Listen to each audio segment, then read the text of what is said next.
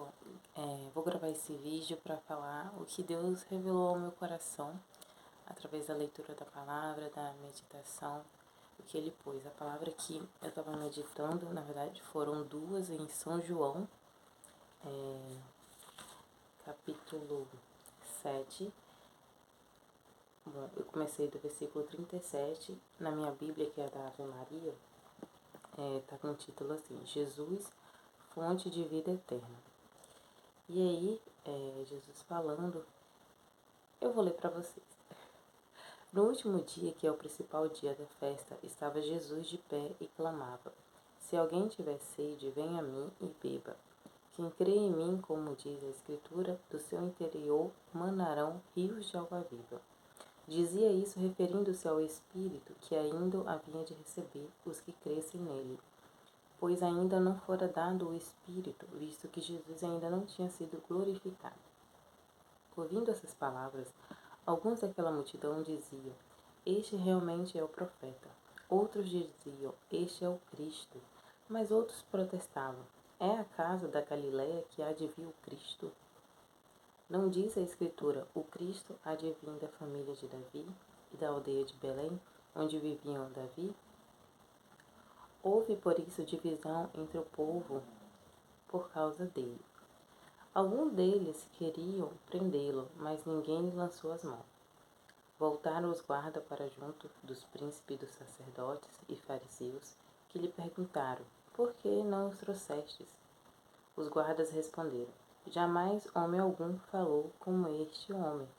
Replicaram os fariseus: Porventura também vós fostes seduzidos? Há acaso alguém dentre as autoridades ou fariseus que acreditou nele? Este poviléu, que não conhece a lei, é amaldiçoado. Replicou-lhes Nicodemos, um deles, o mesmo que à noite eu fora procurar. Condena acaso a nossa lei algum homem antes de ouvir conhecer o que ele faz? Responderam-lhe: Porventura és também tu, Galileu? Informaste bem e verás que da Galiléia não saiu profeta. E voltaram, cada um para sua casa. Palavra do Senhor. Bom, essa foi a primeira palavra. E o que eu estava meditando é justamente essa questão. Os fariseus, os doutores da lei, a gente sempre estuda, e eles sabiam, os judeus, eles até os 12 anos, eles têm que decorar o Pentateuco, né, que é o Torá para eles, os 5 primeiros livros da Bíblia. Então imagina, decorar. Então eles sabiam de todas as que iria vir um Messias, mas a dureza do coração deles, a soberba deles, não permitiram ver a própria verdade que ali estava na frente dele, que era Jesus. E não era uma coisa genuína, porque falaram assim: Jesus, ele nasceu em Belém. E Jesus andava com os discípulos, né? Os discípulos andavam com ele. Então, eles poderiam muito bem pesquisar, saber onde Jesus nasceu, e eles rapidamente sabiam. Então, aí você percebe uma maldade, uma canalice, vamos dizer assim, por parte deles, porque eles não buscaram saber, eles não quiseram saber, eles estavam julgando. E aquele julgamento deles, por causa da dureza do coração deles, eles não quiseram ceder o lugar para Jesus, reconhecer Jesus como Cristo. Ele ali no meio daquele povo, né, chama poviléu, começaram a falar: Nossa, mas não adivinha, e começou a semear uma semente da discórdia, vamos dizer assim, no meio daquele povo. E alguns, a palavra de Deus fala, houve por isso divisão entre o povo por causa dele. Muitos pode ser que já estavam acreditando em Jesus, estava ali ouvindo Jesus fazer milagres, e isso também eu estava meditando, porque às vezes a gente pensa assim: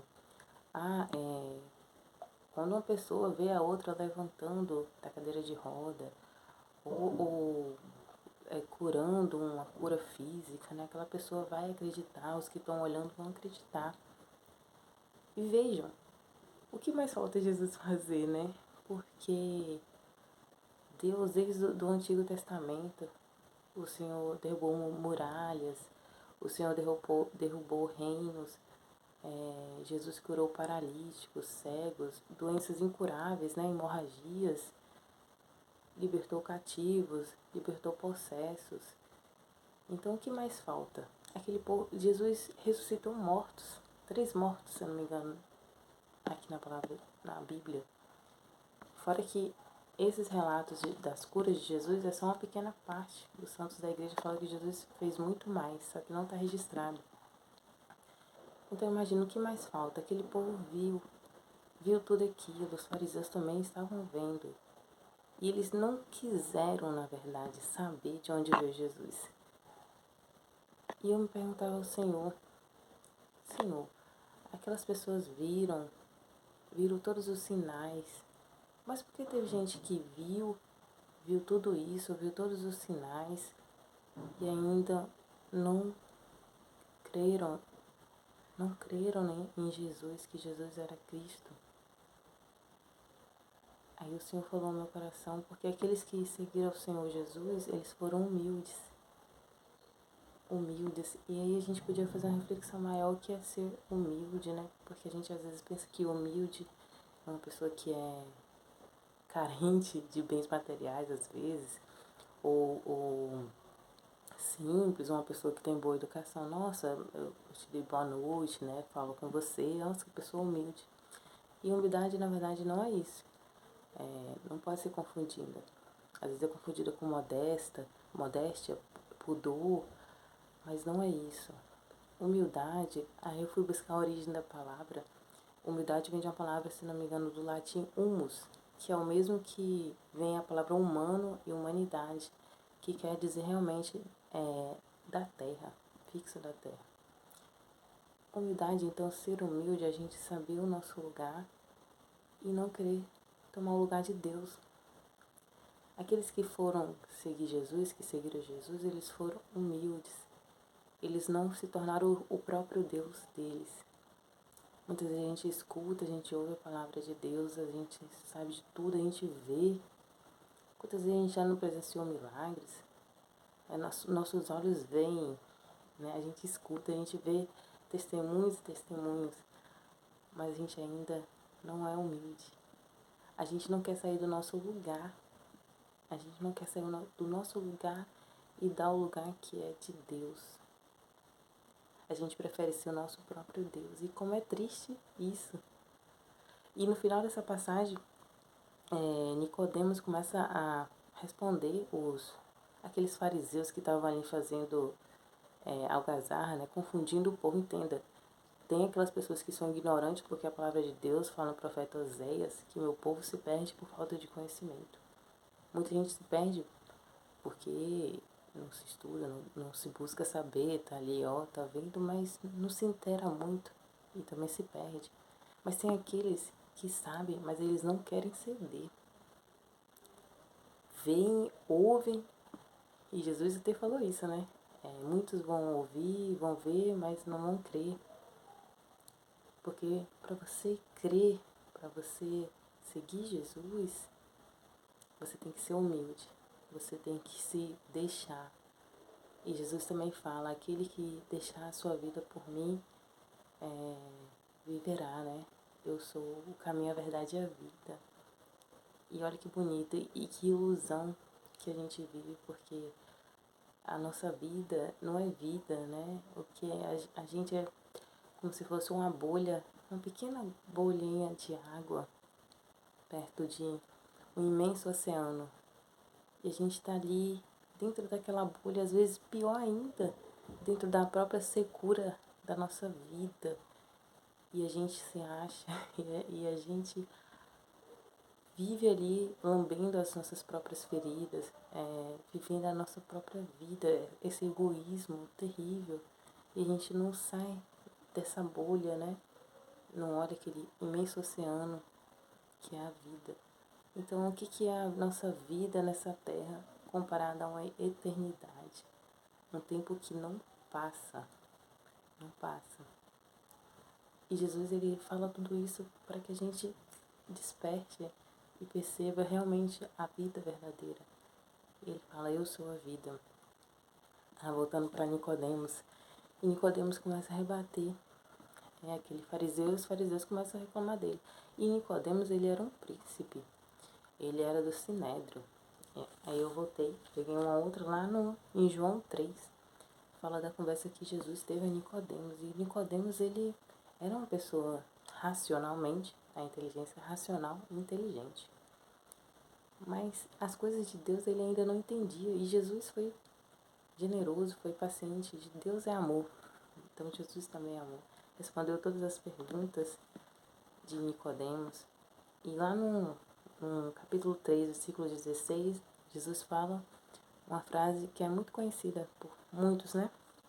Com efeito, de tal modo, Deus amou o mundo que deu seu Filho único, para que todo o que nele crê não pereça, mas tenha vida eterna.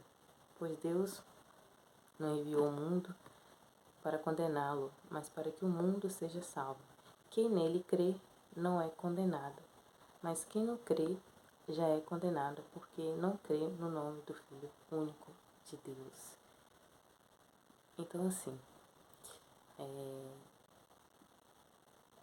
a gente não crendo em Deus, a gente já é condenado. Muitas vezes a gente pensa assim, eu não crendo, eu estou fora. Não é só fora, você é contra. Aquele que não está comigo está contra mim. E continua.